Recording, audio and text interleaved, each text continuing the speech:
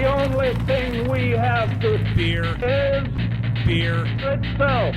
Beer. So many choices. Only no function beer well without. Woohoo! Beer!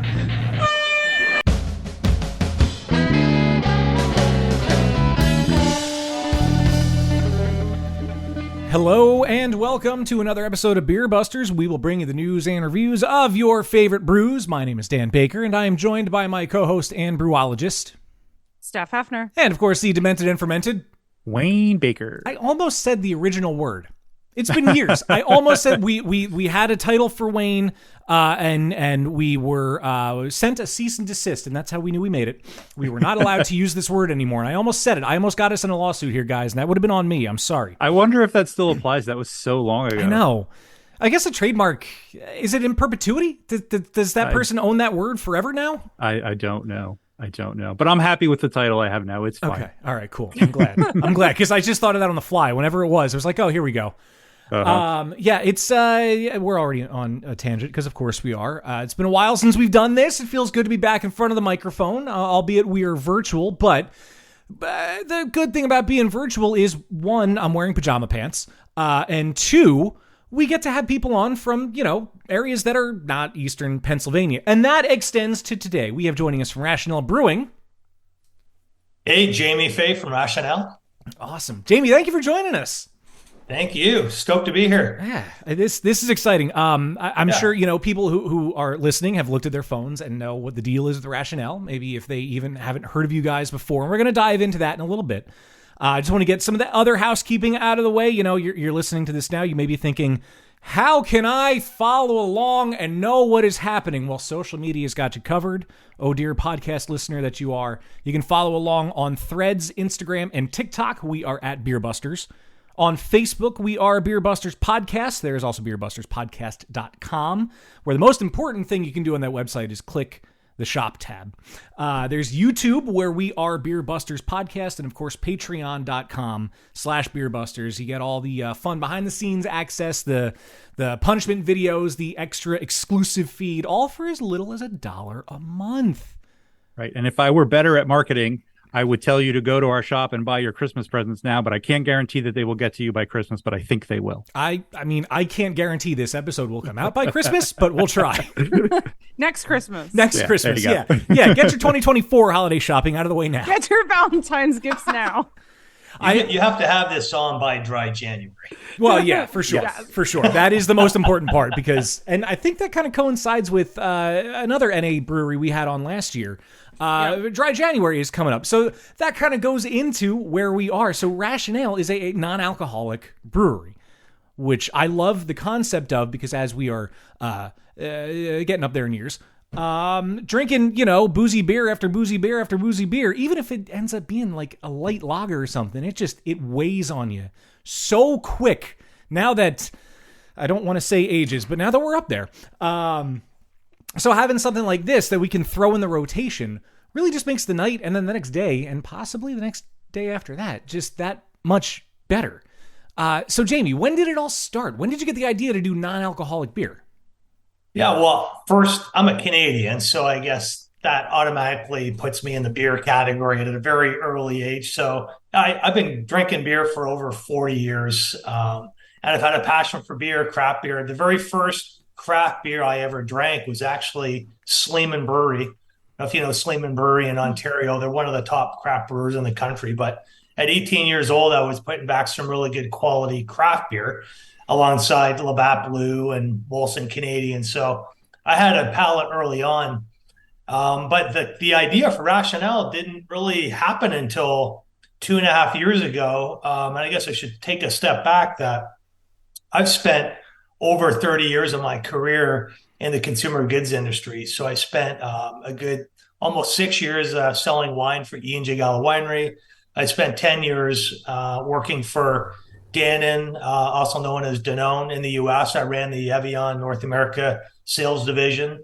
I spent 6 years working for Mars Incorporated, spent a lot of time up in Hackettstown, New Jersey, ran their global Walmart chocolate business. And then spent 2.5 years working for Hain Celestial, which is one of the largest natural organic food companies. So I had this incredible background of selling consumer goods. And then just before COVID, I started working with founders in early stage startups in the food and beverage industry. So I had this like really awesome background and experience in consumer goods, but I candidly was like starting to reflect on my career and was wondering like, what's my legacy here going to be? Am I going to be known for always selling these branded items that, while there's purpose behind them with companies, it wasn't my own. And so that's the professional side. And then on a personal side, my grew up in downtown Toronto. My dad was the youngest Superior Court judge in Ontario in his early 30s. And I watched my dad through my late teens, 20s, and into my early 30s. I watched my dad completely implode his life due to alcohol. And so he ended up passing away in his late 60s in a halfway house in downtown Toronto, was in debt, had been debarred from the Law Society, and basically lost everything personally and professionally. So I saw candidly the worst that alcohol could do. My mom passed away due to alcoholism. My brother, thankfully now he's a recovering alcoholic and doing extremely well. So I carried this weight for my lifetime of alcohol and really didn't candidly know what to do with it. And by no means is there a black cloud hanging over this company, because there isn't at all. I enjoy drinking beer. I love big, hazy 7%, 8% double IPAs. And so I've always enjoyed beer. And I was sitting with my two older sons 2.5 years ago. And my oldest son was heading off to the University of Alabama. So I knew what that entailed, which was joining a fraternity and drinking a ton of beer and probably not a lot of moderation. And so I was sharing with my son how important it was.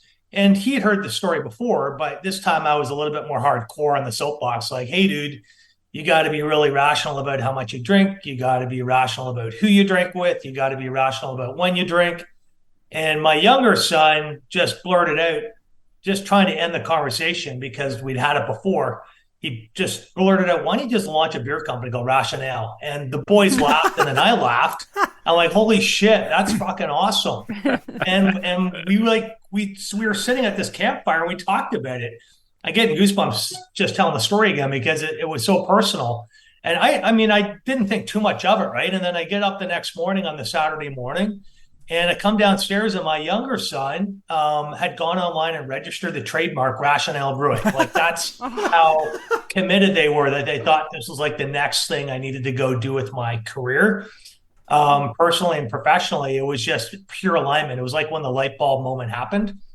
And my partner, Wendy, who now is full-time on the business, but my love, I called her on the Sunday and I shared with her what had happened. And I'd spent 24 hours doing a bit of research. And candidly, I was not drinking non-alcoholic beer at all 2.5 years ago. And as I started to do a little bit of due diligence over those couple of months, I realized I was moderating, but I was doing it in like a really boring way because I was like drinking water, drinking soft drinks, drinking kombucha, drinking whatever didn't have alcohol in it because I knew at that moment, wherever it was, whether it was a Tuesday night and I wasn't having alcohol or it was a Friday night and I was going to get my way through the evening, I always had to find something that wouldn't have alcohol, but I still wanted to enjoy beer with alcohol. So it was like swapping off. So I went to a Bevmo and a Total Wine and bought all the non-alcoholic beer on the shelf and brought it home. And I probably dumped about 90% down the drain after trying them. I'm like, shit, this sucks. Like there's got to be better beer out there that doesn't have alcohol in it, because if I can find a beer that I enjoy, I know my friends will enjoy it, and then I could probably find a way to brew this. And so that's how RationAle came about. And it was crazy because I was at this inflection point in my life, personally and professionally. And I talked to Wendy about it, and Wendy fully supported me. She she's in consumer goods as well. So she kept her full-time job and continued to work. And I pushed everything in financially and emotionally into launching RationAle in the spring of 2021. And we launched in September of 2021 in a beta test. And by the first quarter of 2022, we were launching in Encinitas in Southern California, which is our home market. That's such an inspiring origin story. Like usually I have to say when we talk to like usually a brewery owner, the story is usually pretty predictable. But first of all, I love having you had those candid conversations with your kids. Like that's just and alcoholism or even just like overindulging in alcohol is something that so many people in the beer world deal with daily, but it's not something that is easy to talk about, whether it's with your family or with friends or just with, people that you're close to in the industry. And I do think it's something that's important to talk about. And I know between the three of us, we have very much started to include many more non-alcoholic options just in our own lives, which is probably why we've had non-alcoholic breweries on the show, because it's something we're interested in, something we drink. Like I've had athletic beers in my fridge now for the past year and a half, and that's just normal to me. And it's exciting to find other brands that have beers that I actually want to drink, because you're right, 90% of them that I've tried have been terrible. So, but just having a non-alcoholic option just makes that conversation a little bit easier. Like if I'm in with a group of friends and I can tell someone is maybe should take a break, I'll put one of my non-alcoholic beers in front of them and they'll crack it open and drink it. And, the night can just go. So it's like, a way of you saying something to them without having to use words. And totally. Well, and the thing though, the beer too there's been so much technology that's entered this space the last couple of years. So the quality of the beer, even from 2.5 years ago when I started this, the quality of the beer and the number of brands that are now starting to hit the shelf are really good beers. And so it makes it that much easier, especially for those that have had a hang up on a persona, especially later generations like mine, where it was O'Doul's. And if you're drinking non-alcoholic beer, you had a drinking problem. What's wrong with you? Now you can have these incredible beers. And at least with RationAle, we're building a brand that we want to create an emotional connection with consumers, because this brand is about enjoying alcohol, but moderating it. And so we're building our brand not on a wellness platform. Yes, the attribute is you will be healthier and better for it, but we're not pushing that. We're pushing actually the community and the social experience of alcohol and where people enjoy alcohol as our messaging around this is our brand, this is our identity, this is who we are. But just like you said, you're at a party and you notice someone that had too much, maybe needed to take a break, and you went and pulled a non-alcoholic craft beer out of your fridge. Like that's what we want to have happen. And when you pull the RationAle out, they're like, hell yeah, I'd love to have a RationAle right now, because they know it's a really good quality beer. And it's also representing still continuing having an awesome night, because they may have two of those and then go back to having the regular ABV beer afterwards. Yeah. And I think it's important to what Steph said, where, not a lot of people talk about those sort of darker sides of drinking when it starts to become a problem, or even just like the peer pressure. And I think it's important not only to have good quality non-alcoholic beer options so that you actually want to drink them, but also that it's cool to drink a non-alcoholic beer amongst your beer friends. Like it's not weird, and you, like you say, not focusing. A lot of non-alcoholic brands focus on the wellness side or the health side, which is important and speaks to a lot of people, but not everybody is swayed by that. I'm not particularly swayed by that, but I am swayed by, I can swap out an NA beer every other beer for the night, and I know I'm not going to like go over the edge or something, and nobody's going to look at me weird for drinking it. And I think that's really important too. Yeah, well, and that's just it, because it's such a personal decision, and everyone has their own relationship with alcohol, and everyone has their own journey with alcohol. And what we don't want to do is push something down their throat that doesn't represent who they are. We're going after the core beer consumer, the tequila drinking the consumer that's probably now drinking liquid death in exchange of their RationAles. We want to go after that consumer that's in their early stages of moderation. And their moderation, like for me, moderation to me used to be drinking Pacificos in between my 8% ABVs. That, in my mind, was like a great idea, because they went down like water and they were 4% alcohol when I was drinking the 8. But like there was no need for the Pacificos as much as I enjoy a Pacifico. So it's like helping people develop their own new habits with a really cool brand, but also delivering on the core craft beer experience, which is why we're doing what we're doing, which is investing into the technology and the quality of the beer. I love that you mentioned liquid death, because I feel like I do feel like the non-alcoholic space and Liquid Death are very closely aligned because sometimes it's not even that you physically want an alcoholic drink. You just want the feeling of having something in your hand when you're at a venue or when you're out with friends. And I feel like Liquid Death was one of those first things. Like, I'm not just drinking a bottle of water. I'm drinking, first of all, it is really good water. I know people are going to think I'm weird saying that, but, you know, and you're holding a really freaking cool can. Yeah. I mean, you just feel part of the space. And I love that non-alcoholic beer is now doing that. I want to hang with my friends. I want to have a drink at the venue, but it doesn't have to be alcohol. And it can be something that tastes really good. Totally. They've done such a brilliant job from a marketing standpoint. They're selling water in a can, but they're not marketing. They're marketing the lifestyle and the experience. And I think that's the most important part about this category is how do you bring the new consumers into the category, into the NA craft category, because they aren't focused on the wellness propositions. They are sitting around craft breweries like I am, drinking beer. And one of our biggest areas of development right now is actually having RationAle available at these independent craft breweries around the country, because we know that's where the moderation begins. That's where trial happens.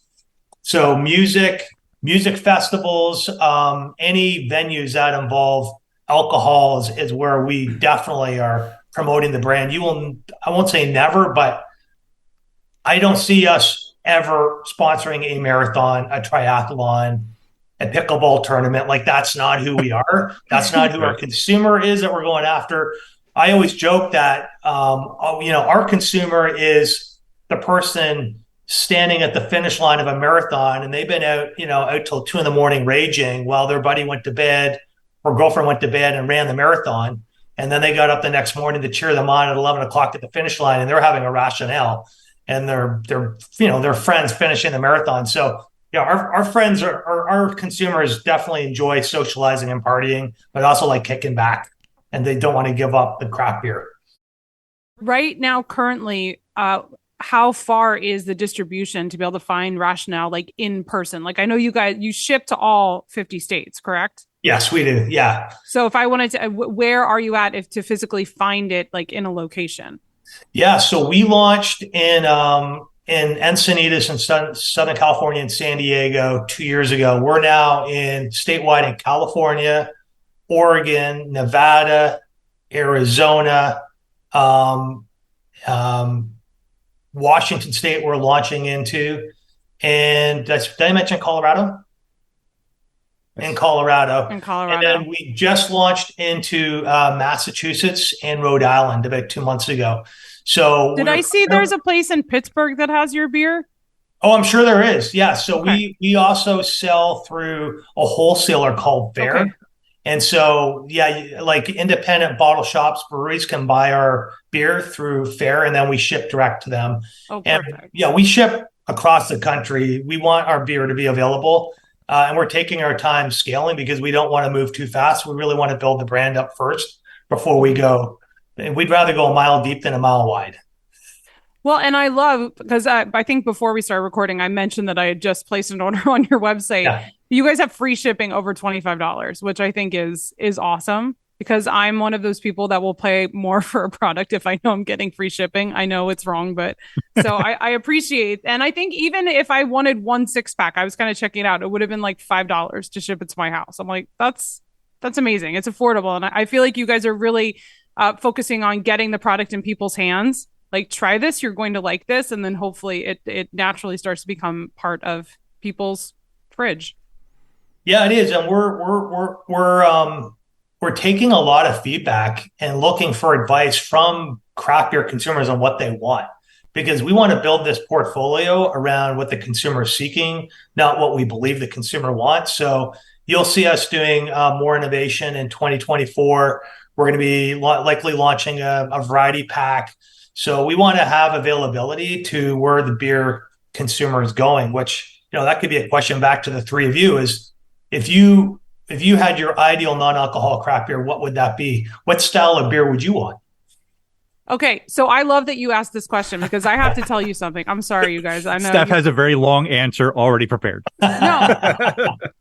So I have to say, like, I have had a very love-hate relationship with IPAs over the last like 15 years of my craft beer journey. And like the non-alcoholic space has helped me find this love of hops again. And I love that I can get like I was just drinking a West Coast IPA, a Brute IPA, a black IPA, and a lot of these were all non-alcoholic IPAs. And this idea of hop water. So if you would have asked me this question a year and a half ago, I'd been like, I drink lagers. I want a lager. Like when you guys sent the Mexican lager, I was like, yes, this is my jam. And don't get me wrong, I love this. But when I'm going to buy non-alcoholic beers, I am actually looking for the IPA styles, which is not my favorite beer style at all, which is crazy. Nice. Yes. And that is this hazy IPA is fucking good. Lots of hops on this. You'll like it. And we can talk about this after Wayne and Dan get to answer the question too, but I don't know if there's something behind the science with brewing non-alcoholic beers, which I understand how to brew real beers. I don't really completely understand the science between non-alcoholic, but I don't know if that is something that does something to the hops or I don't know. But so you guys, what styles do you want? Sorry. It's okay. Let's hear what beers you like first, and then I'll tell you about the process. My go-to answer would be lager. Actually, this Mexican lager, I just opened it and it's so good. I really do like it. And I am curious about the process, and I'm curious if that does sort of narrow the kinds of styles you can do. I would like to see, I love like a good Saison or a good English style ale. And I haven't really, I don't think, seen any of those styles available in a non-alcoholic versions. They may be out there, but I haven't seen them. But I think when I reach for a non-alcoholic beer for the purpose of like moderating my consumption, I kind of want like a lager, a Pilsner, like that sort of a thing. Because I want that flavor along with the lack of alcohol. Like it feels good to drink that kind of beer. But I will say the hoppiness in a non-alcoholic IPA, I feel like tricks you maybe more into feeling like you're drinking a beer. Like that hoppiness adds a little extra something that makes your brain like trigger those parts of your brain that, oh, I'm drinking a beer. But yeah, so I don't know, that's my sort of long-winded non-answer. Do you both do you drink waters that are infused with hops, like the hop water products at all? I mean, I've tried them, but I don't drink them regularly. Yeah. I actually really love the hop waters that are brewed by breweries and that I can consume at their location. They're really good. The canned ones have been hit or miss for me. They've been like, yeah, that's all right. I haven't found one in a can that I've liked as much as ones that I've had at a brewery, but I do love the idea of a hop water. Yeah. I only ask because I personally have struggled with them, because if I'm going to have something that tastes like a beer, I want it to be a beer versus more of a thinner, diluted hop flavored beer, which it's not even a beer. It's a non-alcoholic sparkling water, really, because it's not. Yeah, exactly. It's not. It didn't go through a brewing process. So to answer the question on just how you end with an end result of a non-alcoholic craft beer like RationAle. So the most traditional method that's been commonly used and is the most affordable is using what's called a arrested fermentation. And so that's just a natural process in which the brewery will brew through to around like a 1%, 2% ABV, and then they stop. So the hops, the sugars, and nothing ever fully ferments through. So you have these very young beers that are at like a 2% ABV. The hops, the sugars, nothing converts over into alcohol. So they have still a lot of wordiness somewhat inside that beer when they start to burn off the alcohol, right?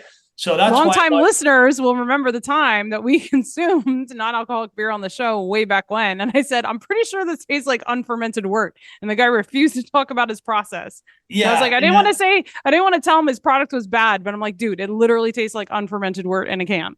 Yeah. I get it, because not everyone can afford to go out and invest the money into the technology or have types of yeast strains that will eliminate the alcohol. But the arrested fermentation is the most common. And so it's been around for ages. Now, there's the other way is actually using technology. And so there's a couple of common technologies out there. One is using vacuum distillation, which is actually when we first launched RationAle, we were using vacuum distillation. And that's how you will brew the beer all the way through to 5 to 6% ABV. And then you actually remove the alcohol, because what happens is in the vacuum distillation process, there is a chamber and it basically spins the beer to the point that it creates friction. The friction creates steam, and then the steam separates out the alcohol from the body of the beer. And so the alcohol is brought into a separate chamber. And so vacuum distillation is a great way to be able to produce a non-alcoholic beer, because you're still capturing the flavors and the beer is fermenting all the way through. The technology that we're using now is a new technology, and it has a process, two pieces of technology. One is using reverse osmosis, which is also another commonly used method. But what we also use is an IP process, which there's only one brewery right now in the US that's actually brought this technology in-house from a full capacity standpoint. And basically what it is that you're brewing your beer multiple times down to a concentrate, and then that concentrate is reintroduced into a new batch of beer, where then it's brought down to another concentrate. And so ultimately what you end up with is this highly concentrated beer in concentrate form that then you recarbonate and you then package. So it's gone through the reverse osmosis and an acid fermentation. And so that is our process, in which we end up with these beers that, because of the concentration, you end up with the full body of the beer, but then it also allows it, when it's recarbonated, to capture the body, so that you have this multi-step process that allows the body and the flavors of the beer to be intact while you still have the low alcohol. So ours are typically around 0.2 to 0.3% ABV. The other process too, in both vacuum distillation and in the process we're using, is you can do the dry hopping as well, which really adds to then giving the full flavors of the hops on the back end as well. So the more hops you use and the investment you make in the hops, especially do the dry hopping, you'll get that much more of a flavor. I imagine I always wonder how you get the characteristics that yeast brings to the table when brewing a non-alcoholic beer. And I assume the arrested fermentation kind of cuts that out. Like, you just can't. But these other processes you're talking about, this vacuum distillation and reverse osmosis, I wrote these down because they sound really cool and I want to remember them. It sounds like you get all that. Like, you basically brew the full beer and then remove the alcohol, so you get all those flavors. Oh, if you tried these beers, I mean, we tried these beers when they're 5%, when they're 3%. I mean, these beers that when they're full ABV are incredible beers. And when you get a chance to try our new hazy IPA, the can says citrus because we had to burn up a bunch of our old cans, but this actually is a new version of it's now called our hazy IPA. It's incredible. I mean, it's honestly, aside from the fact that you don't have the weight of the alcohol, like the weight in the sense of the warmth of the alcohol in the beer, everything else is inside this beer. It's incredible. And it all comes from being able to brew it all the way through. Right. Yeah. And I also wanted to ask Steph, and I remember talking about years ago when you toured, I think one of the Budweiser breweries, one of the big, high, industrial beer production. Don't they brew a concentrate too? Yeah. And so you use that as part of their process? It's like, what, a 6.7% beer?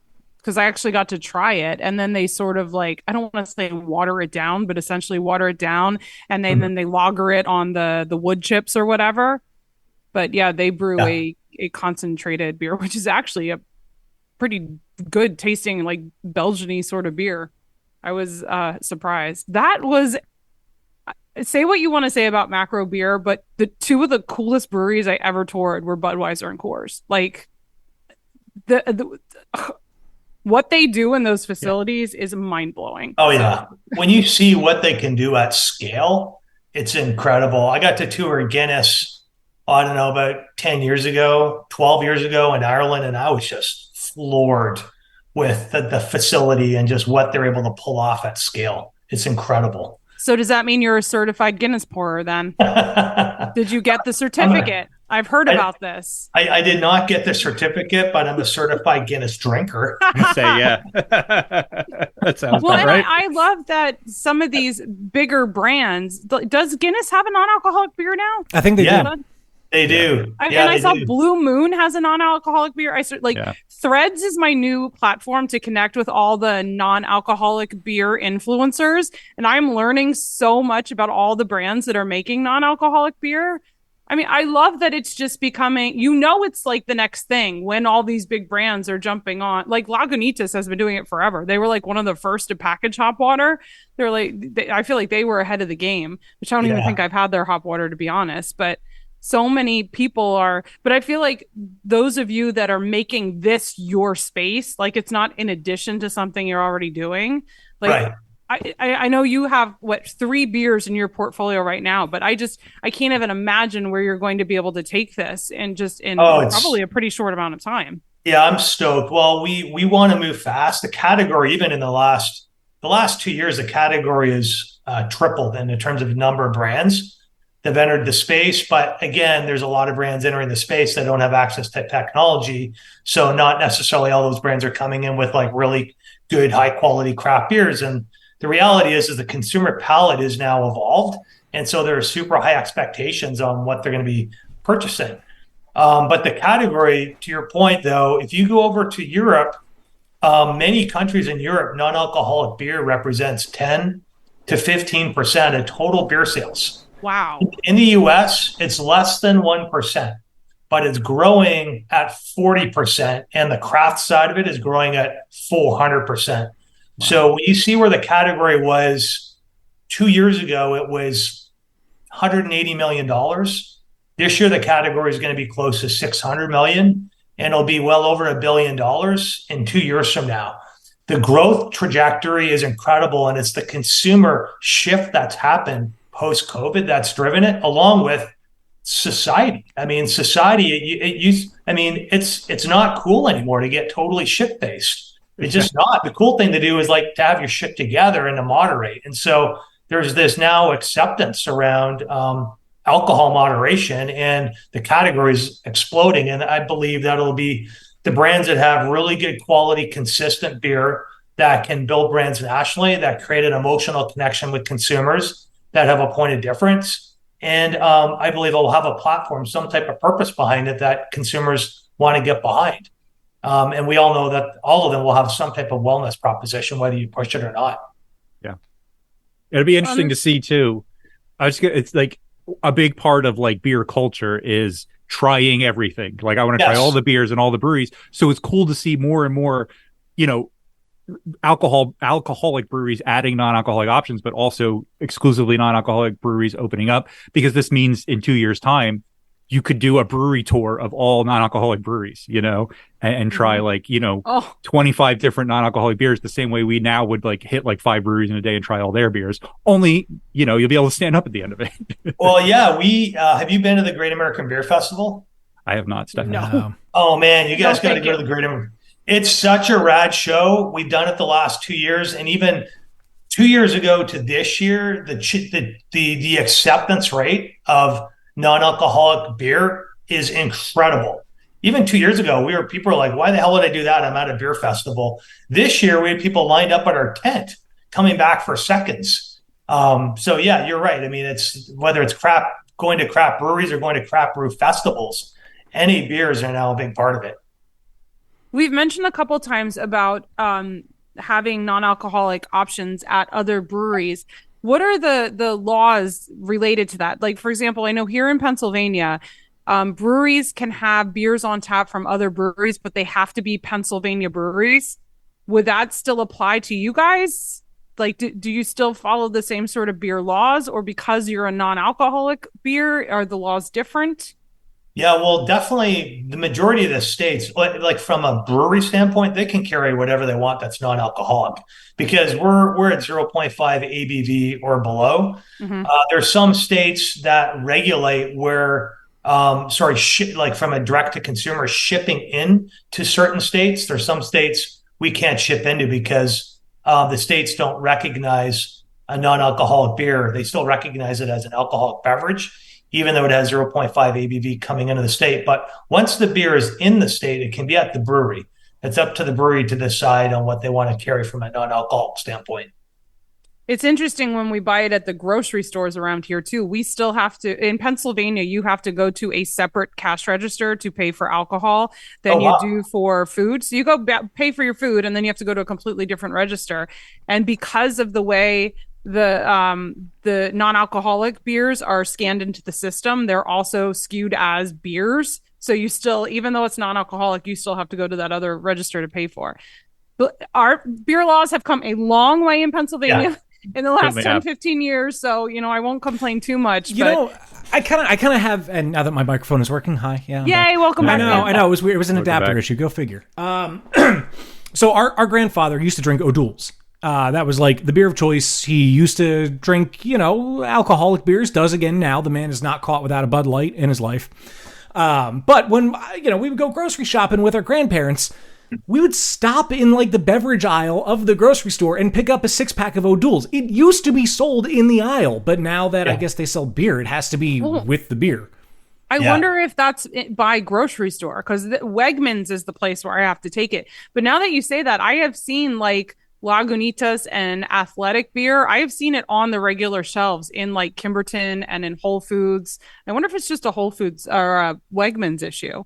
I'm pretty sure. Well, I think at Acme it's the same thing. Like Acme and ShopRite, they sell beer down here. But yeah, I think that has to be in the separate section too, which is strange because it all started when it was actually in the aisle. I bet you, and I think I was just going to say I go to ShopRite, and I think I've definitely seen non-alcoholic beers in the beer section. I bet you it's just easier for them from an operational standpoint. It's probably not a law. You probably could pay at the regular register. It's just easier for the store to keep it with the beer. Yeah. Well, and the majority, all the states that we're in right now, non-alcoholic beer is merchandised within the beer category. And candidly, non-alcoholic beer is starting to take space from the craft beer category because, as you guys probably know, craft beer is in a decline right now. So the craft beer sets have been declining. These beer buyers are trying to find ways to offset those lost sales. Non-alcoholic beer is the fastest growing segment within beer, aside from second fastest is high ABV. So it's sort of crazy. Non-alcoholic or 8% or and above, right? Those are the areas of growth. So these grocery stores, they're all merchandising the non-alcoholic beer in the middle of their craft beer sets because it's actually a destination. So it's drawing consumers into their craft sets. Right. Huh. Interesting. I wonder if everybody's just buying like 10% beers and just mixing them with the non-alcoholic beer. Maybe that's what's happening and we just don't know. So how large is your brew house? So we, I'm actually open to sharing this now, is that we just started brewing. You're probably the first ones that we're making the announcement with, is that we're now brewing with Deschutes Brewing. Whoa. Okay. That's great. Congratulations. Yeah, dude. Cool. We are beyond stoked. And I share that with you. It's public knowledge. Deschutes put out a press release probably about 5 months ago.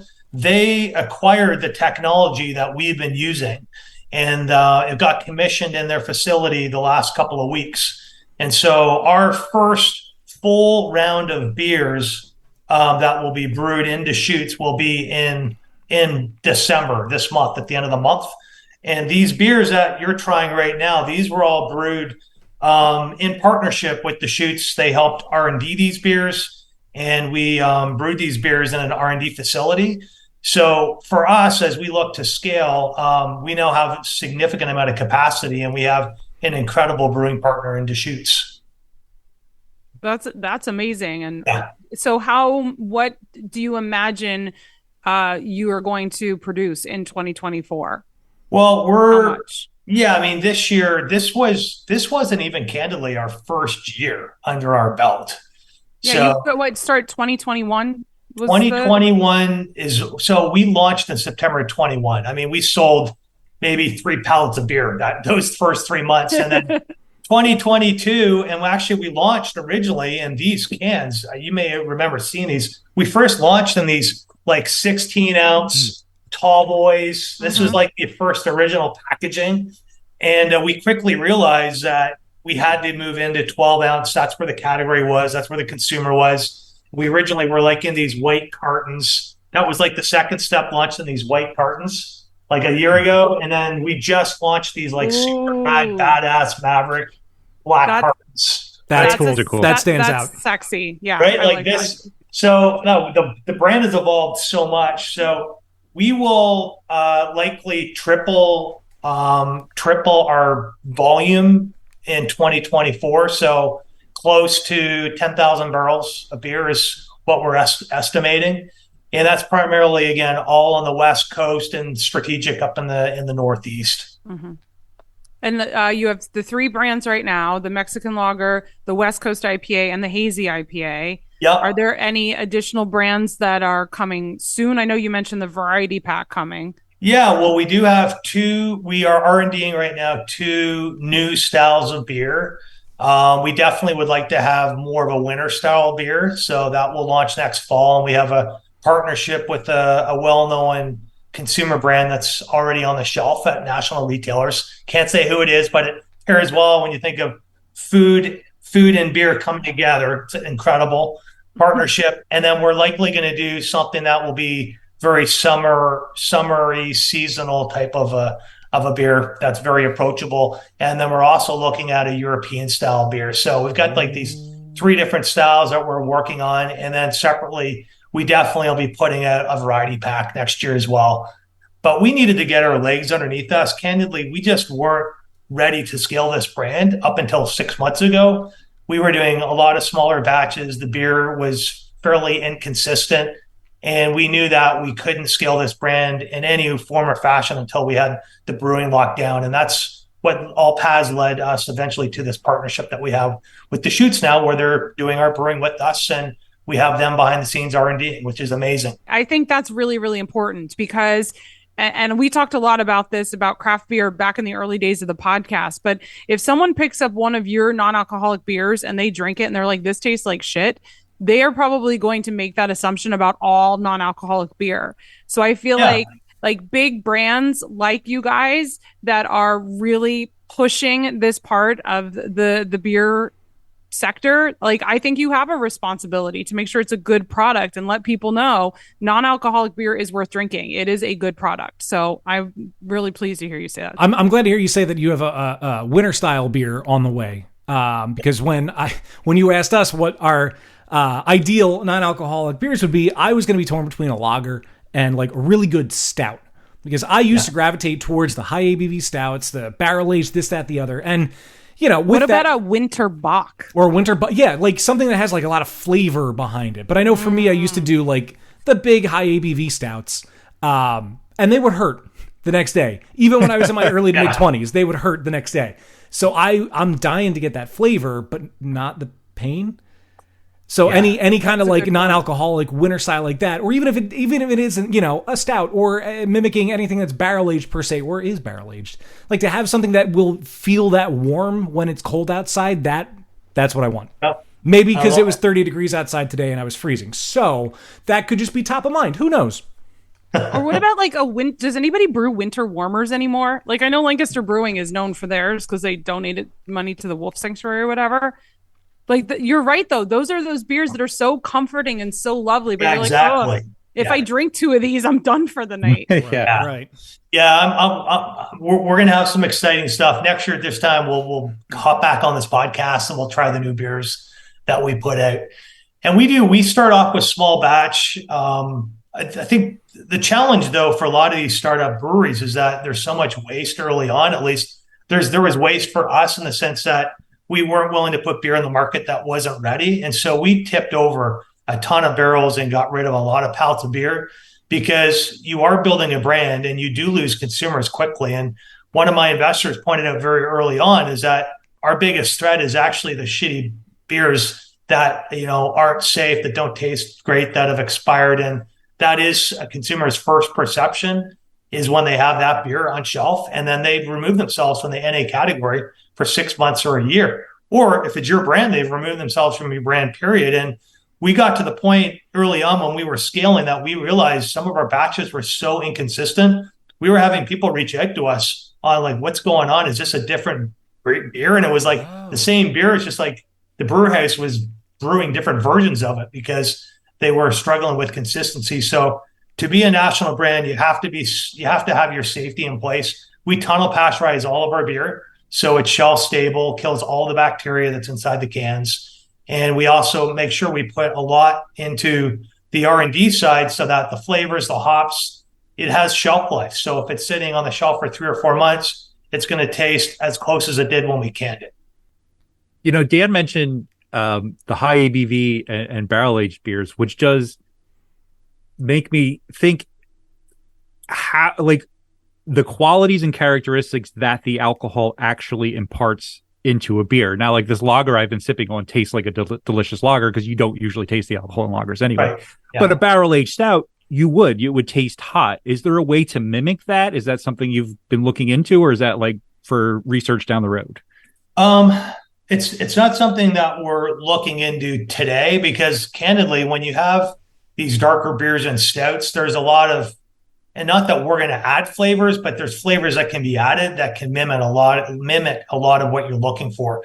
And that chocolatey, the caramely, the mouthful of flavors, you can mimic those with flavors. But with other non-alcoholic beverages like wine, for example, or spirits, that's where there's a lot of challenges because the alcohol is so predominant. Like if you have a big Cabernet, the weight of that alcohol, or a shot of bourbon, the alcohol, like it's very difficult to mimic those. And so there is a lot of R&D work that's being done within the wine segment and then the spirit segment that I think eventually will transcend back over to beer. But the benefit beer has is it's carbonated, right? And so when you're having it, and so that is part of the mouthfeel is the carbonation of beer, where you don't have that in wine and you don't have that in spirit. So I think beer's got a leg up. And then it's also going through the whole natural fermentation process if it is going through technology that like we have. So you're actually fermenting the beers all the way through. And then also there's the dry hopping. So if you do want to get those flavors, you can use the dry hopping on the back end. So beer has definitely an advantage. And if you take a look at total non-alcoholic beverage between wine, spirit, and beer represents 86%. Wine and spirits represent the other 14%. So the consumer is there, and that's where the entire category is growing. But I think the easiest, most you can replicate closest is beer because of all the attributes it has. I've had non-alcoholic whiskey, and it was not that great. Nothing against the companies that were doing it. I don't remember the brand that it was either. But it didn't do it. It didn't have the heat, the booziness of it, which I know sounds dumb talking about a non-alcoholic, beverage. But I feel like that's what was missing the most. They tried to replicate all the subtle flavors of it, but missed what whiskey actually is. But like you said, the beer, like I've got the Mexican lager here too, and it's great. It tastes like a Mexican lager, which is fantastic. This is something I want to keep in my rotation. The non-alcoholic whiskey, I got to give a couple of years before I give another chance. Mm-hmm. Yeah, and I'd say with beer specifically, I think we've all talked about this because we all have our individual favorite styles of beers. And that's also what I see happening within the craft side. Actually, within the non-alcoholic beer category, you're going to have your brand loyal enthusiasts that they may love their Deschutes or their Lagunitas or their Sierra Nevada, but they ultimately always have in their fridge 2 or 3 other craft beers. But those 2 or 3 craft beers aren't necessarily all the same brand. And so within the non-alcoholic craft segment, you're going to have favorites. So someone may love our Mexican lager, and they may love Athletics Golden Ale, and they may love Lagunitas' IPA. And so that's the cool thing about this category is we're all complementing each other and working towards ultimately just share of palate, share of stomach, and opening up more non-alcoholic craft beer options for consumers in their fridge. So the category grows. Wine and spirits, it's a very similar, but from a unit perspective, you're moving a lot more units of beer than you are units of spirits and wine. So consumers can afford to have more options in their fridge. Yeah, no, that's a good point. I can't think of how much a non-alcoholic, spirit bottle is last time I saw one, but these they're reasonably priced. So that's another good point that I wouldn't have thought of. I just bought some bottles from Seedlip. They're a botanical non-alcoholic spirit. And what I like about them is they are not trying to mimic a spirit. They are just creating a botanical spirit that is non-alcoholic. So I like that about them. And they are 0 sugar. And they were $35 a bottle, I think. And I think I got like a special Black Friday deal, and I got the mocktail book for like free or something. But I've also had a few I don't remember the other brand of non-alcoholic spirits that were trying to mimic. One was a tequila and one was a whiskey. And they were good, but they were like almost sickening sweet. It's like, I remember like the fat-free craze of like the 80s and 90s, and they would just add extra sodium to everything. Like, I feel like, okay, we're going to take the alcohol out, but we're going to add all this other stuff to make it try to taste like it. So, that it was okay, but I like the seedlip one. Well, I'm also like a gin drinker, so I really like botanical spirits as it is, but spiritless is the other one, which, I mean, I recommend them. They're good. They were just a little sweeter, but and they have canned mocktails too, which are super sweet, but I don't know. I imagine there's so many good options out there right now. The fun thing is it's all trial. Consumers are buying it and they're mixing it up, and a lot of those spirits are being used for making mixed drinks. And I think what you pour it in and make a mixed cocktail, if it has the flavors, then it's somewhat resembling it, especially if you're mixing it with, again, a carbonated soft drink on the rocks, and it has the same flavor profile. Well, and I was making hot toddies with the whiskey because I had laryngitis. So I had laryngitis and I'm on like an antibiotic. I'm like, I don't want to be drinking alcohol right now, but I wanted the comfort of that. And we actually went to Volstead in Manayunk, which is a zero proof vegan bar and restaurant.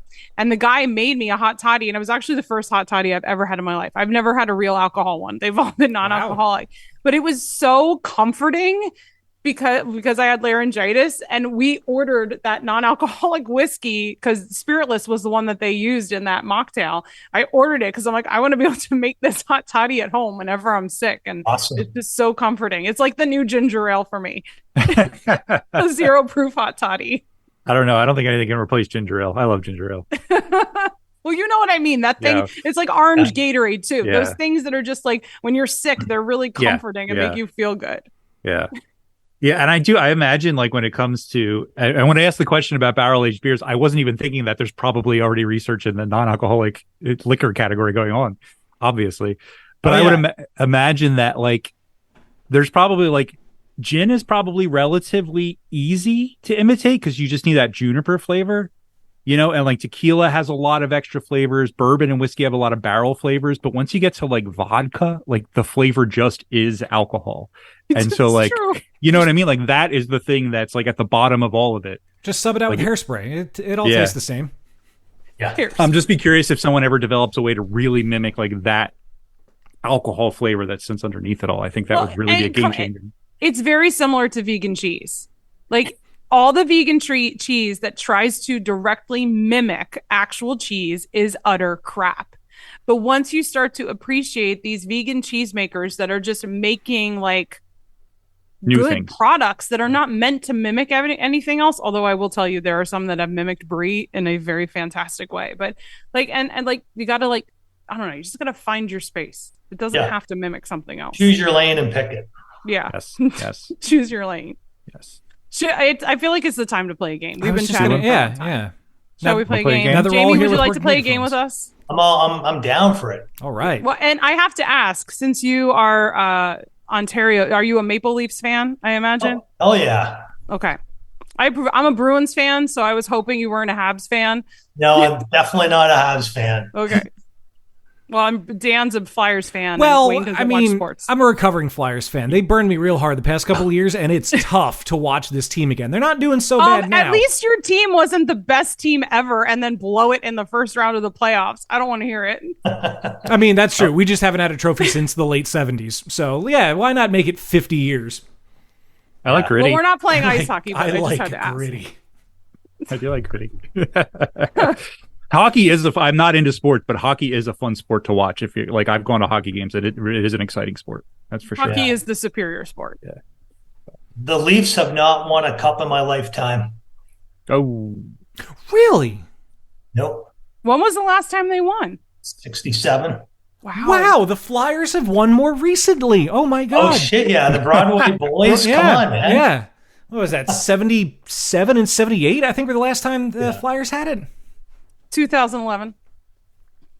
Okay, so none of our teams in the past 10 years. Cool. Good. Oh, yeah, it is 2023 now. Oh, damn. What's a really good hockey team right now? The Bruins. Bruins? Okay. I don't know. So I'm just like, that's But we who won't. Well, and what's the Vegas team? They didn't win. Oh, the Vegas. Warriors. The Golden Knights. No, The Knights. Golden Yeah, I thought they were Knights. Warriors. Golden Knights. Yeah. Golden Knights have been pretty impressive. Well, since they I joined mean, the they have the benefit of being an expansion team that got to handpick their roster, Right. and then it's granted it's only been a couple of years. And yes, the Kraken have come into existence since then and have not had the same trajectory. But like all the good people you could handpick were handpicked for the Golden Knights. The Kraken had like the second round pick, basically. Is the Kraken also a hockey team? Seattle. Yeah. Okay. I thought maybe it was another Vegas team in a different sport. No. You would kinda like lost their my thread. logo. As the designer that you are, you would love the Kraken's logo. Okay.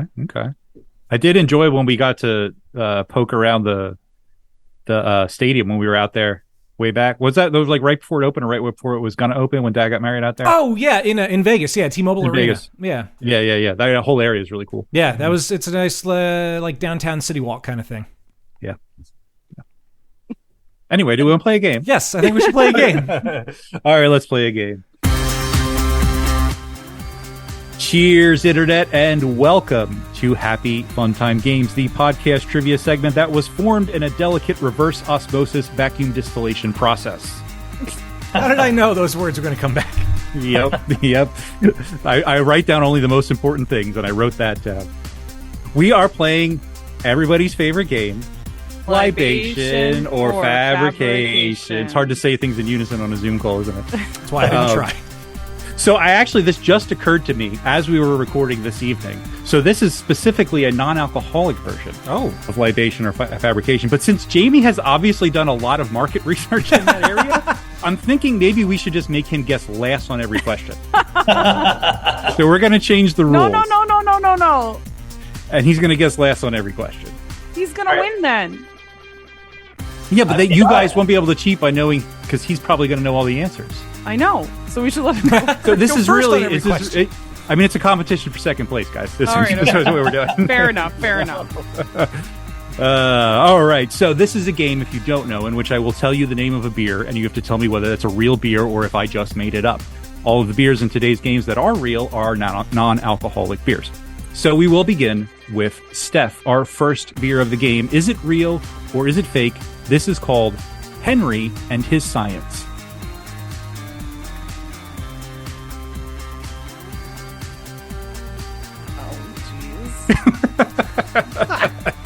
I feel like this is way harder now that I know that these are all non-alcoholic beers. I'm gonna say fake. Steph is saying that is fake. Dan, what do you think? What was it? Henry and what?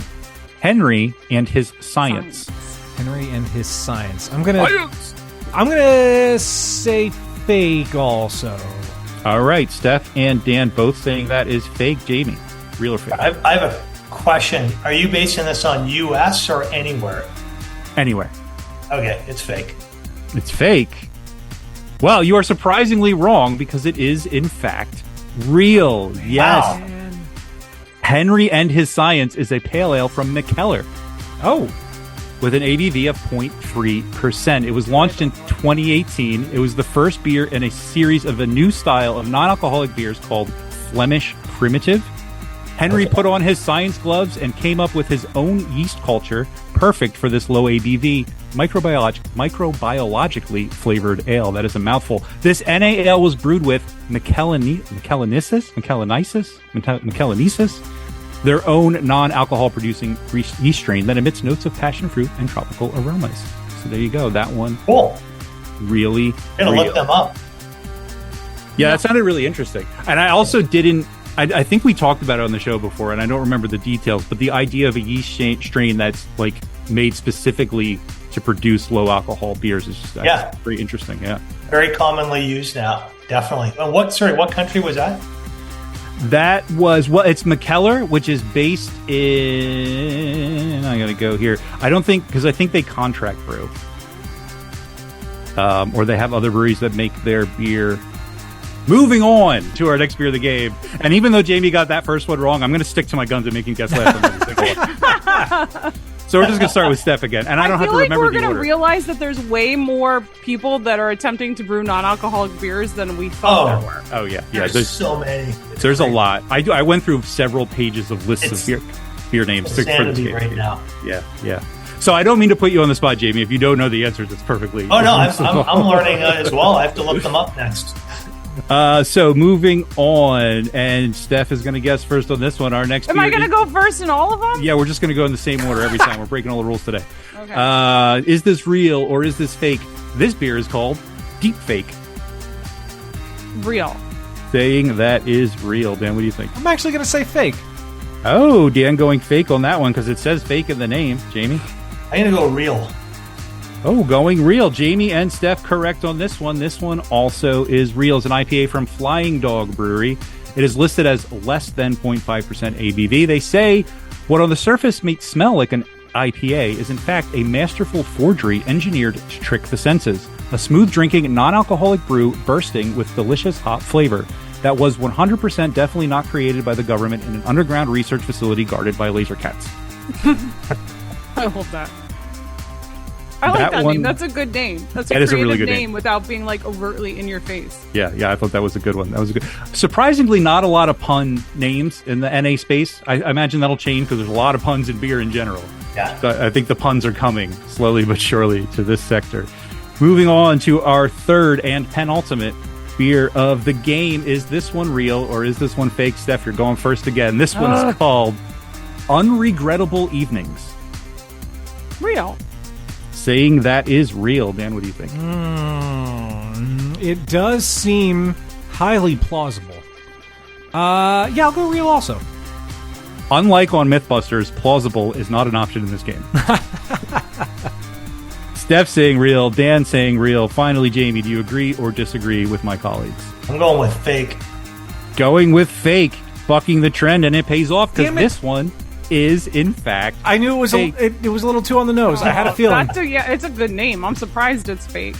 Regrettably, Unregrettable Evenings is not a real beer, and unregrettable is arguably not really a word. But yeah, I thought that one was pretty good. So we have come to our final beer of the game, and it will come as a surprise to no one that our leader right now is Jamie with 2 whole points. Sitting just behind in second place with 1 point is Steph. And Dan, in a very rare poor showing with no points yet. Dan goose egg. is better. Has a goose egg so far. So actually, we're going to do everything in the exact same order we've been doing it the whole time. Our last beer of the game. Steph, tell me, is it real or is it fake? This beer is called No Worries, Driving Home for Christmas. I'll say real. Saying that one is real. Dan, what do you think? Man, do I want to go for the clean sweep? Of totally incorrect answers. When you get to the last question and you have no points, and it's like, well, I might as well just try not to get any points. Fake. Saying it is fake. And finally, Jamie. I'm going fake as well. Going fake as well. Steph is the only one correct on that one because that one is also real. Alcohol-free Christmas ale, they call it, at 0.5%. Again, this one is from Lervig, which is a brewery in Norway. Because, as they say in describing this one, Christmas is a terrible time to be out of control of your inhibitions. Lervig wanted to offer a beer to enjoy at family get-togethers while keeping the peace. Have a few and still drive the hell out of there once things get political or your aunt just starts awkwardly picking on your cousin for failing at life. It's awesome. That one was real. So we're adding up the points real quick here, and we have not quite a German Sparkle Party, but the next best thing, a two-way tie for first place. Both Jamie and Steph with 2 points apiece are big winners tonight. Congratulations. And he's nothing if not consistent, continuing to have absolutely no points. Is Dan. So thank you all for playing along today. But this is, of course, the part of the podcast where we shout out to our most generous patrons on Patreon. We would like to thank the following individuals for keeping the lights on here at Beer Busters, beginning with Jen McDonald. It smells like betrayal. Eric Dixon. I hope it was Whitesnake. That would be a good NA beer name. Smells like betrayal. When I saw it, I That was is like, I actually have to good. play it. I have to play it. That is a good one. Dana. Salty pretzels. James Lamberg. Hell yeah. Chris Mahoney. Peanuts. Sean Sullivan. Sports. Brian Mills. No, fuck you, Dan. Chill Chivers. Edit point. The one and only That's No Baloney, Joe Mansell. And I think, oh, look at that cat. Topher Simmons. Like how I slid that in there. And finally, Ben Mengle. So sticky. We got a little salacious at the end there. If you want to find out how you can get on this list and other cool behind the scenes perks, go to patreon.com/beerbusters. I've got a question. So does size matter with microphones? I mean, if you ask Dan.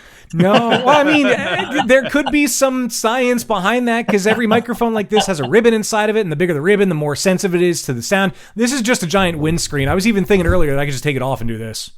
That windscreen is very bulbous. Yeah. I mean, it came with it, so it's like the right one for this, but also, we're not on site anymore. I can just do this. This looks better in the camera, too. I was just going to say that microphone looks really cool like that. But no, it doesn't really matter. I just used the one that Dan had shipped to my house. Yeah. I just bought this one on Amazon. Perfect. What matters, it depends on where you're recording. Like, we have different mics that we use when we record in person. They're like, what do you call them? Directional mics? They're more capture the person and less of what's going on around them. Where if we're just sitting at home, obviously for the most part, as long as the people you live with are quiet, you don't have to worry about background noise. But let's give them some wobbly pops before the podcast starts. or give them some errands to run. I do want to find like a blow up novelty giant microphone to take to like the next time we do anything on site. Oh yeah, we definitely should. This is my microphone. No, we definitely should. That would be hilarious. I'm writing that down. I'm peaking. I haven't used this mic without this windscreen in a while. I'm starting to peak. My audio's clipping. Oh God. I'm gonna leave it off though. I like the way it looks. Yeah, it looks cool. Before we finish up, we mentioned at the top of the show that dry January is upon us. I'm assuming this episode's going to drop right before. Do you want to, for our listeners that might not know, to explain what dry January is? And do you guys have anything special going on for the month? Well, yeah. So we actually don't participate in dry January. We do wet January.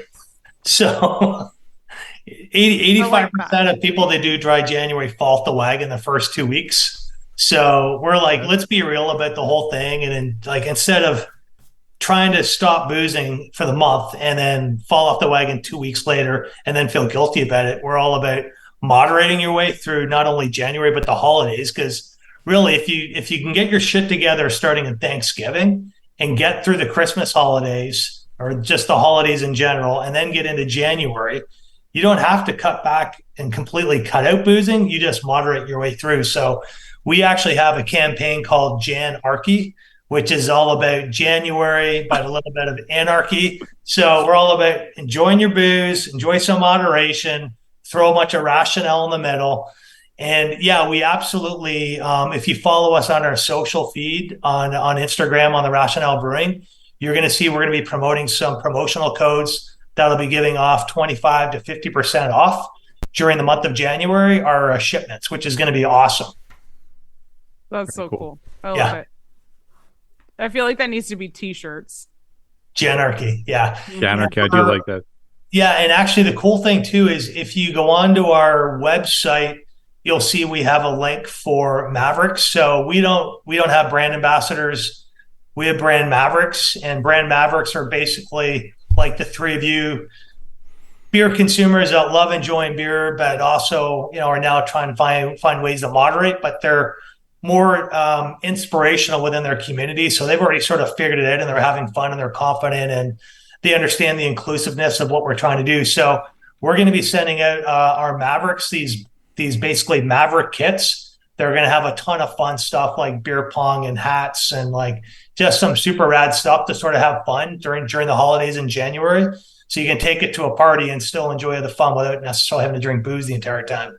That's awesome. I was looking at the Mavericks earlier, getting ready for the episode. Did I see somebody's name is like the Reptile Person or Reptiler or something? I will tell you, dude, we've got the raddest Mavericks, and they find us. And I mean, we got people from all walks of life. We've got this incredible dude down in Florida. He's fighting cancer. I mean, he's fighting stage 4 cancer, and he is just living such a great life and has such a positive attitude. And he's been a huge advocate of our brand and our business. And then we have a retired firefighter out in Santa Barbara that's now representing the brand and doing sampling events for us. We have just incredible people from across the country, from, again, all walks of life, and they are reaching out to us wanting to be a part of the business. So we're bringing everyone in. I mean, the more we can have in our community, the better. So I would love to have the three of you as Mavericks added onto our website. Sure. I'm on board. I love it. The three of you together, we'll pull you together. Yeah. I will say, as much as Philly is a beer drinking city, I feel like it's a tough challenge that I'm up for, to be a Maverick for NA beer in Philly.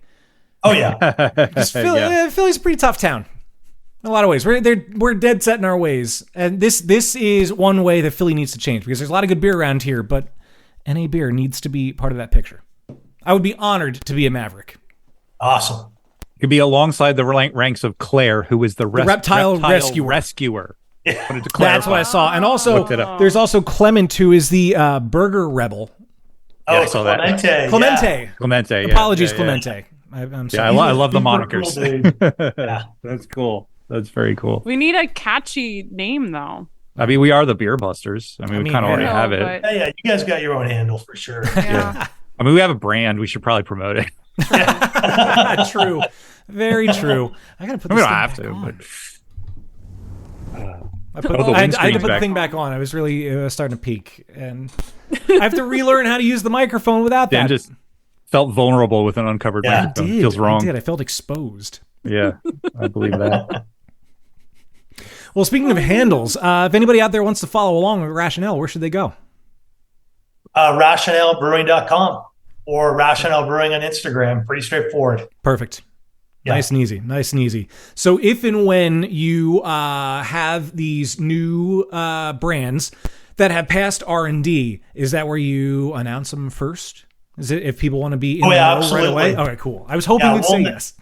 Yeah, we'll announce them on our Instagram, and then we will sell them through likely our direct-to-consumer platform first, and then as we get retailers to bring them on board, they'll end up on retailer shelves. The ones likely next fall, those will be, we'll let our customers know, but those will be announced on Instagram for sure. Cool. And that will be at retail.